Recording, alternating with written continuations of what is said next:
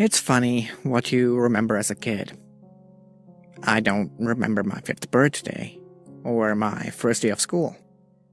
But I remember very clearly the day my dog died. It's been 12 years now, and it's still the most vivid memory of my childhood. My sister, Ashley, and I were typical twins. Well, always hatching diabolic plans and getting into trouble together. On this particular day, we had colored our cat Pongo blue. Even though my mom tried to punish us separately, me on the stairs, Ashley in the dining room, we were still making faces at each other and giggling. She was just about to scold us when the doorbell rang.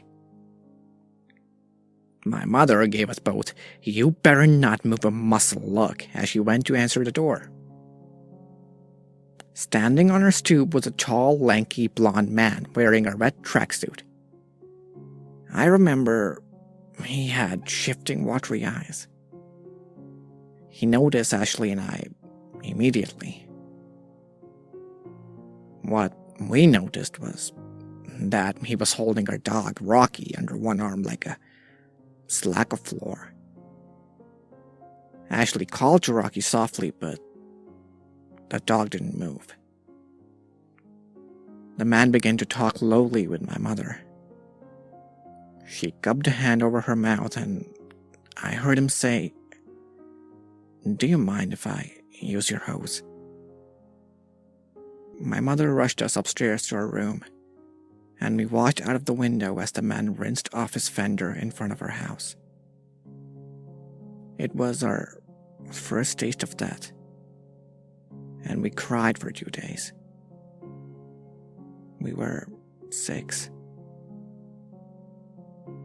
My parents decided to use the sad occasion as an opportunity to teach us about death, held a funeral in our backyard for Rocky. Ashley and I cried as we read a poem we had written together the night before. My mother held us as my father hammered a white wooden cross into the ground bearing Rocky's name.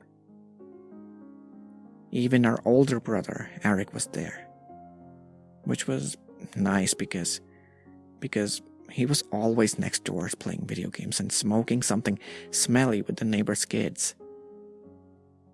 I think I saw him tear up a little. We had loved Rocky. That was 2 months before it happened.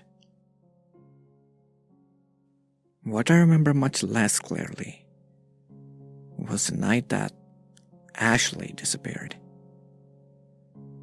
My parents had thrown a going-away party for Eric. He was leaving for a semester abroad in Japan.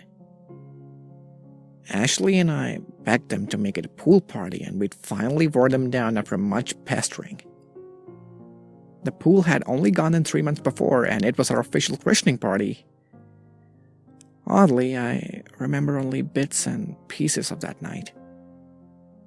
My father was drunk, my mother giving tours of our newly remodeled house to everyone, whether they wanted to see it or not. My brother was in the living room with his friends playing video games. And Ashley and I were in the pool playing mermaids, which was our favorite game. My Uncle Cliff gave us rubber bands, which we used to bind our ankles together. We then swam around the pool pretending to be mermaid princesses. Just after it got dark, my mother called us for dinner. We both jumped out of the pool and ran around the edge before my father yelled at us, "Rachel, Ashley, no running or you're going inside for the night." My mother handed us our burgers and people cooed and admired our matching bathing suits. We were always matching. Together we sat down on the pool deck to eat. Afterwards we got back in the water to play mermaids again. At some point my mother called us in to bed. Well, we pretended to cry and begged her to let us stay up a little later, but she didn't fall for it. We stormed upstairs and went into the bathroom to strip out of our swimming suits. I remember we decided to switch beds and dress in each other's pajamas so we could play a trick on Mommy in the morning.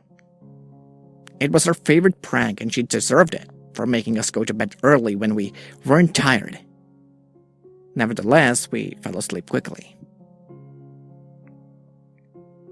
The next morning, I woke up alone. Now, I don't remember getting dressed or eating breakfast. What I do remember is spending what felt like forever walking around our house looking for Ashley.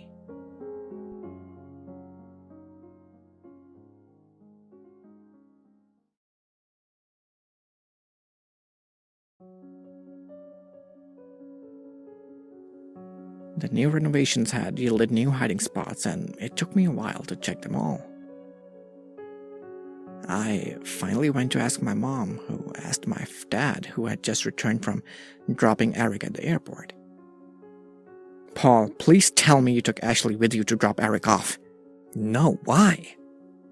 My dad's face paled instantly. "Oh my God, Paul. We've looked everywhere and we can't find her." My dad was already moving from room to room in the house, checking all the places I had checked. By the time he returned, my dad was crying. "Diane, call the police now."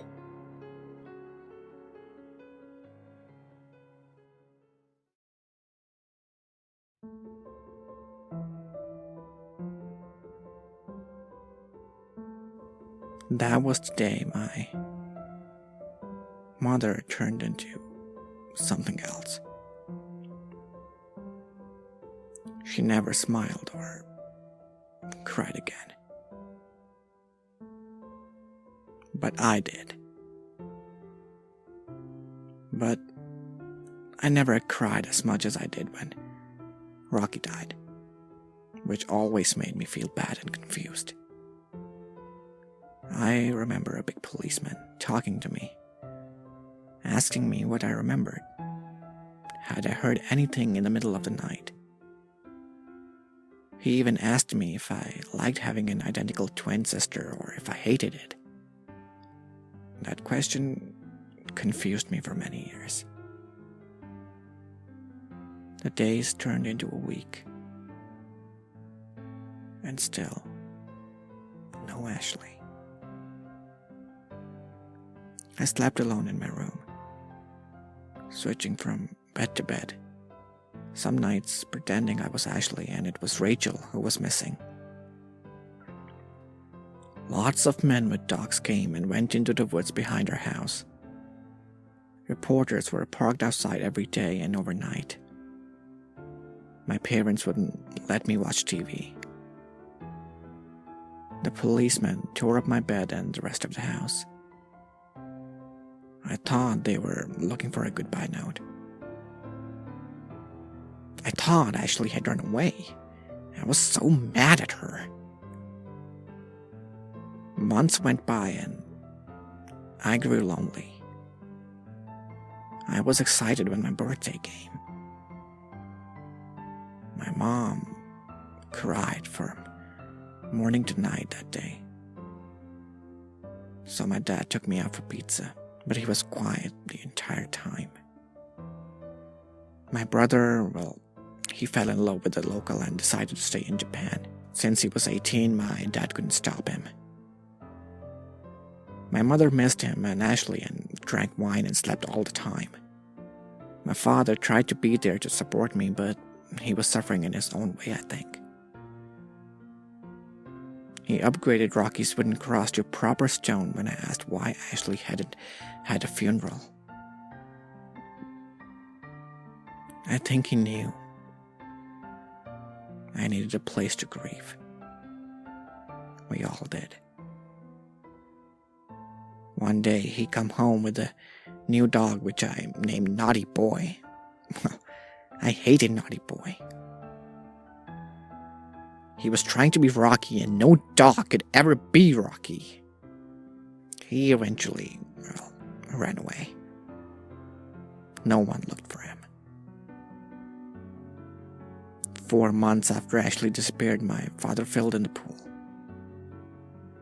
I remember sitting in my room, which felt big and cold, and watching them drain the pool.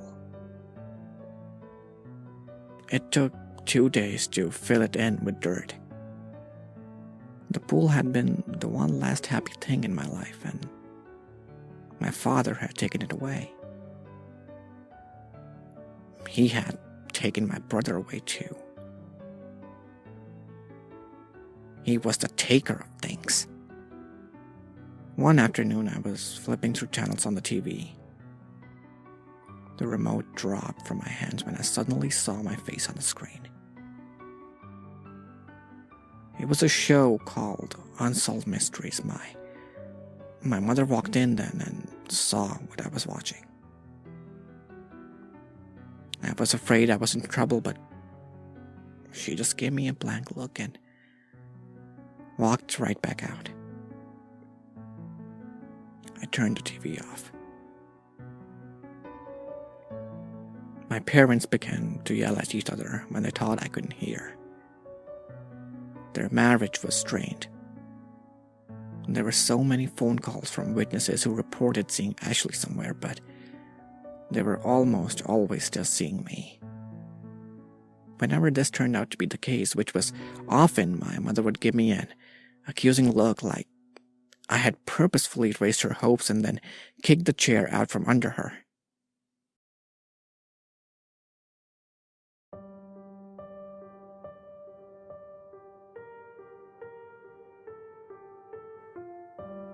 Every false lead seemed to kill her a little more. It was around then that I realized why no one liked me anymore. I was like a ghost, an echo of my sister. A pale shadow following around her mysterious disappearance. My parents could barely look at me. I know they think I didn't notice, but I did.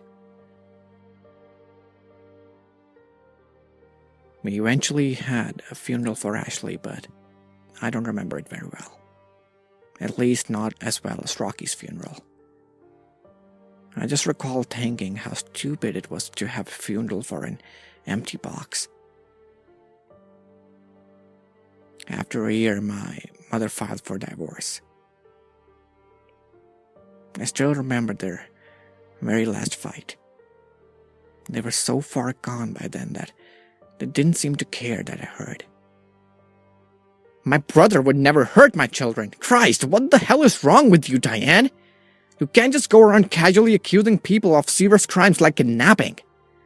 She's not kidnapped anymore, Paul, is she? She spat at him. She's dead, but I'm starting to think that you already know that. How dare you say something like that to me? I love Ashley and I loved all my children.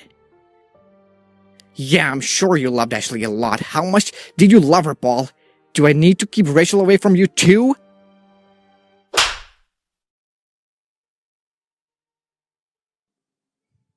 I recoiled like it had been me he'd hit. I didn't understand what my mother said.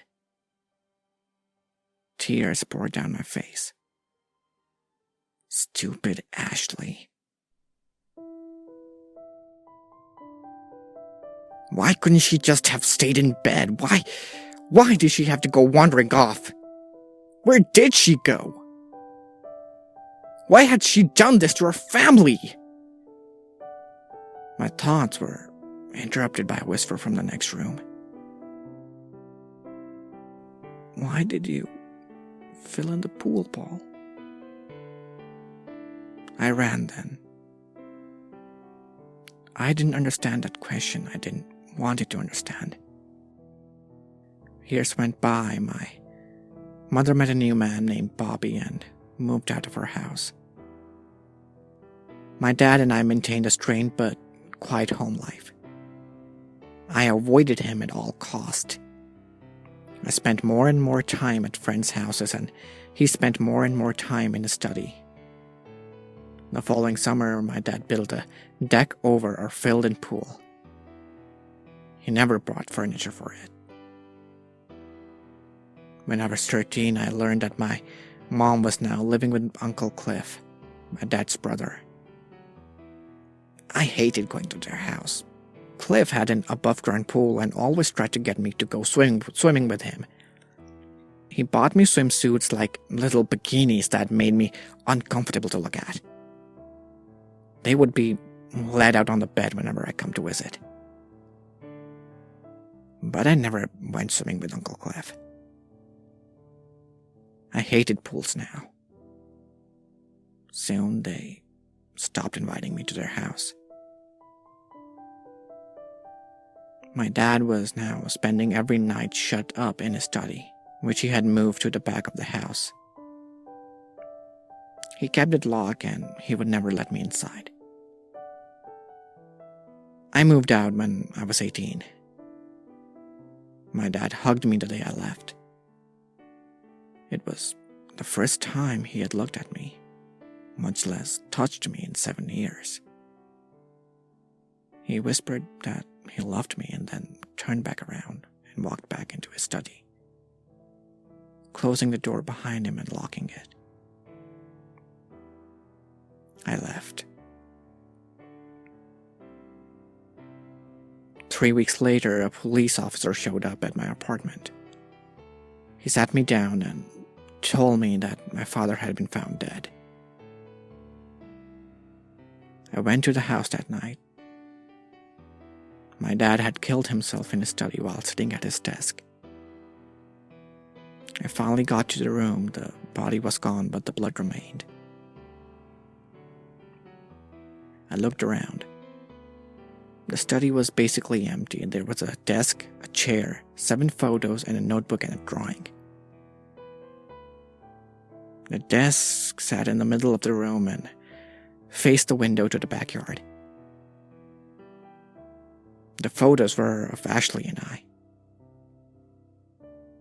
The drawings was one that Ashley had drawn of her family shortly before she disappeared.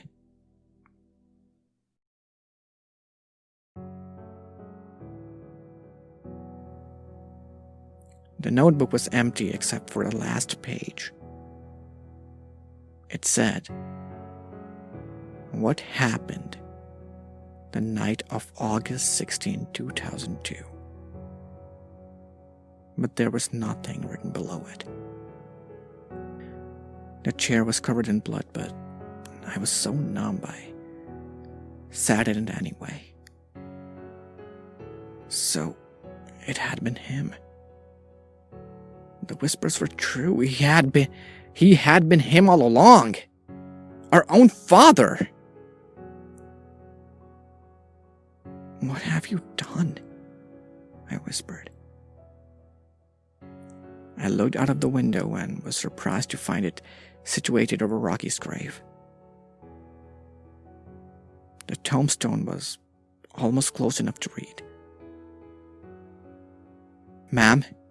Ma'am, I know this is difficult, but I want to let you know that with this notebook, we can get a warrant to excavate the yard." I glanced up at the detective standing next to me. I knew he was trying to tread lightly. I nodded at him. "But out of respect," he continued, "I want to ask you first." I looked back, out into the yard. I looked at the empty desk my father had spent an entire summer building and then never used. What was buried underneath it? I stood up and looked at the detective dead in the eye. "Dig it up." I thought I knew what they find at this point. I thought maybe my mother had known it all along, but neither of us were right. The excavation took 6 days. First, they had to tear up the deck. I stayed at the house that week, in my old room, and watched their progress from my bedroom window. The room didn't feel too big anymore. It felt small and suffocating. I had my father quickly cremated and scattered his ashes in a ditch off the 504. I threw the urn in there too. The first body was found at 11:29 p.m. on a Thursday. I awoke to the sound of yelling and dressed quickly. I ran downstairs, through the door, and out under the floodlights in the backyard. I darted my way around the mounds of dirt to where the forensics teams first gathered.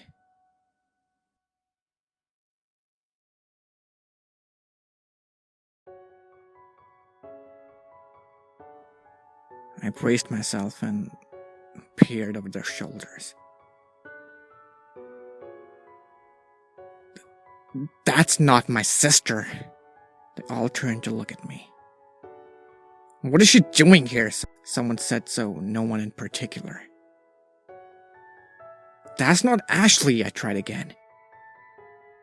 Someone grabbed my arm, then, "Who is that? That's not my sister! Who is that?"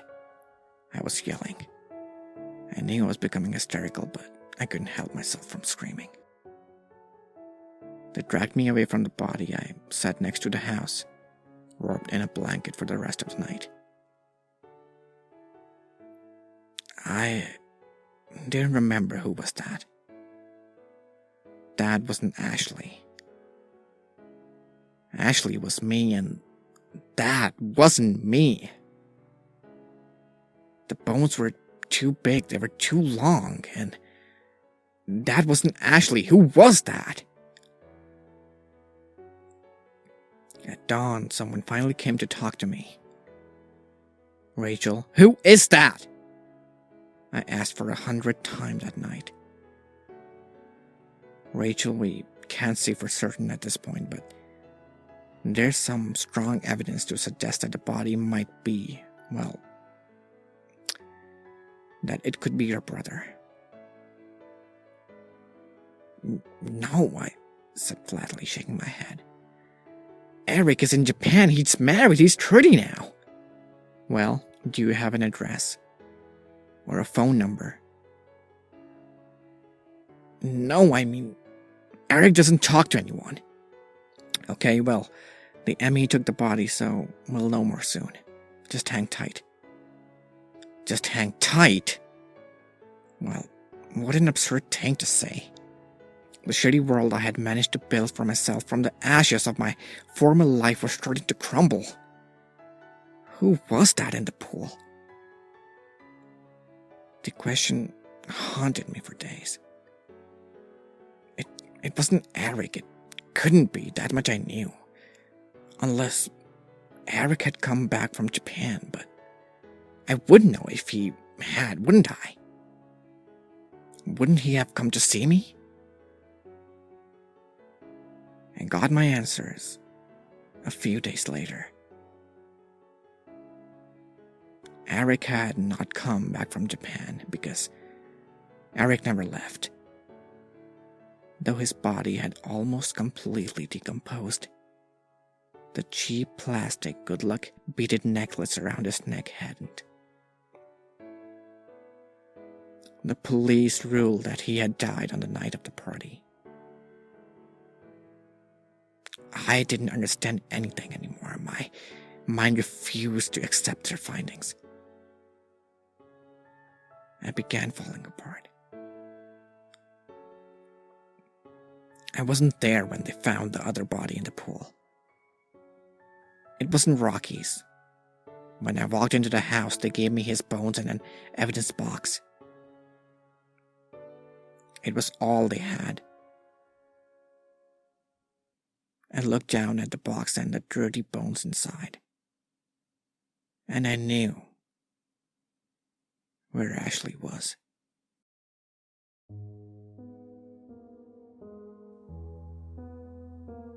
I knew why my father had moved his office. I knew why he had replaced Rocky's cheap wooden headstone with a heavy one made of shiny white marble. I knew why he had inscribed it. A voice I loved is still. I knew why the date didn't match Rocky's death.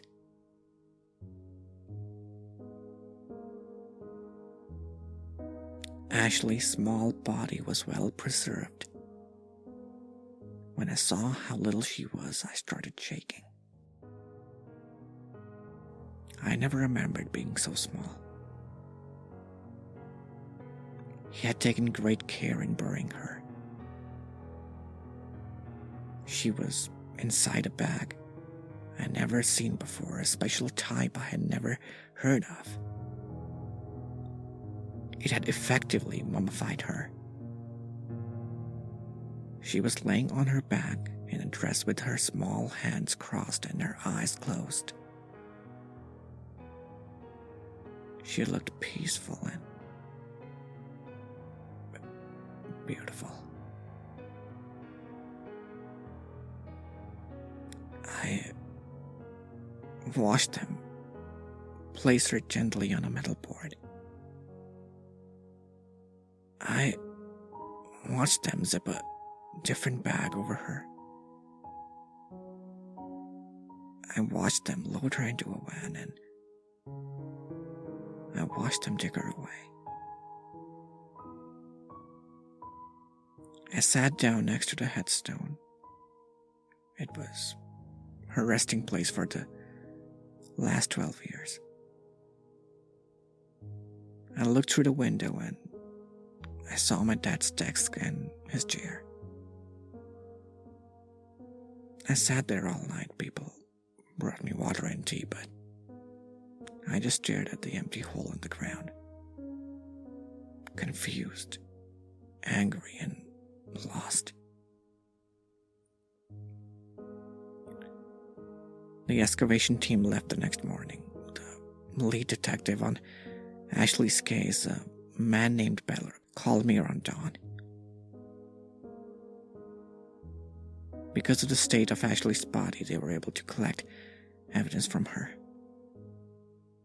They were waiting for it to cycle through the lab. I asked what kind of evidence. He wouldn't say. The day I got the official report is another day I will never forget. I was on the phone with the mother who I had finally found after months searching. She was in Philadelphia with Uncle Cliff, and they had taken up heroin together. I told her the police wanted to talk to her. I told her about Ashley and Dad. I didn't tell her about Eric yet. I couldn't tell her that over the phone. But she wasn't all there. She asked the same questions over and over again. She repeated what I said. It was hopeless. I took down her number and hung up the phone. Detective Beller could deal with her.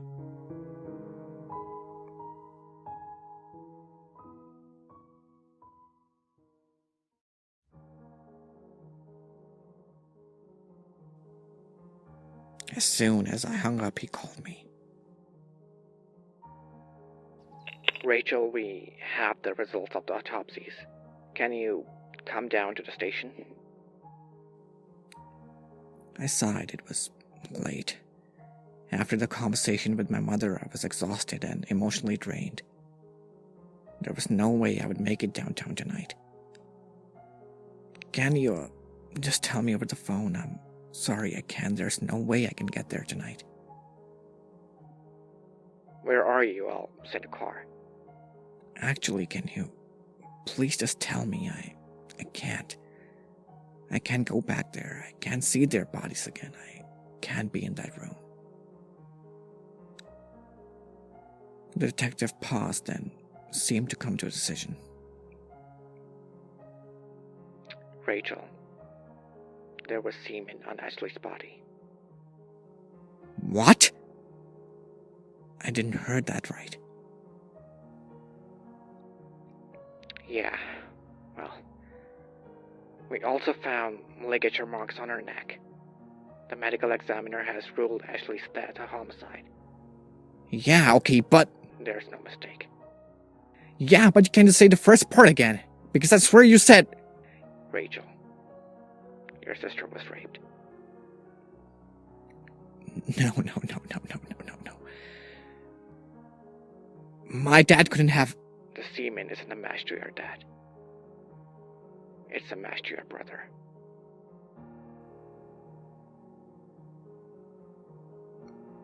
I didn't speak. I didn't move. Until I started to shake. I wouldn't usually be so frank, but you've been through a lot and you deserve to know this. Here is what we pieced together. On the night of August 16, 2002, Eric went into your room and took Ashley. He then drugged her, raped her, and accidentally killed her by strangulation. Your father walked in on him and beat your brother to death. This all occurred in the late evening or early morning of the party. He held the bodies for a month or so until he had the pool filled. My brother went to Japan! No, he didn't. But my dad, he killed him! No, he killed one of them. This is a crime of passion and honesty. I'm not even sure your dad would have done time for it. I don't understand why he didn't just come forward.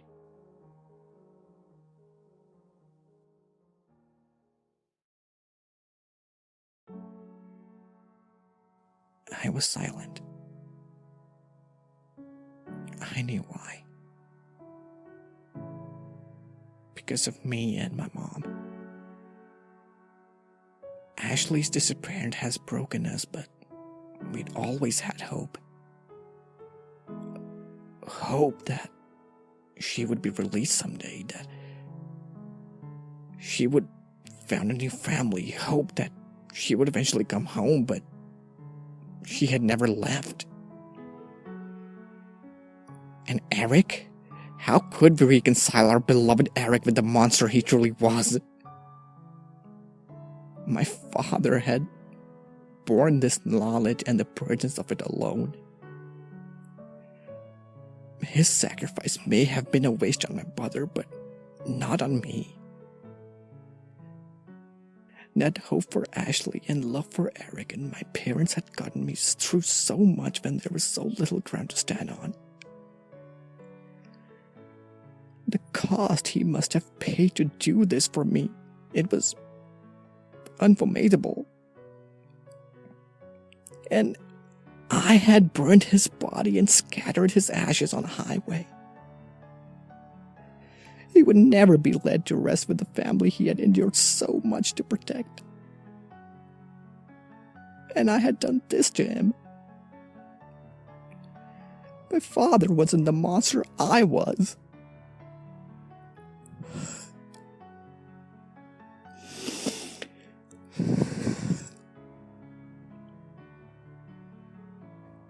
I filled a casket with the photos of my father's desk and the drawing he had held to his chest when he shot himself. And then I too buried an empty casket. I buried Ashley next to my dad and my mother on her other side 2 years later. I don't know what the state did with Eric's body, and I haven't asked. So really, this is a letter to you, Ashley. To let you know why this happened and to tell you I'm sorry. I'm sorry that when the monster came that night, he chose you instead of me. I'm sorry that I thought you ran away, and I'm sorry you never looked for you. I'm sorry I abandoned the person who loved you the most to his demons. I'm sorry I left him forgotten and alone in the ditch. I'm sorry I blamed you for destroying our family. But most of all, I'm sorry that I'm the only one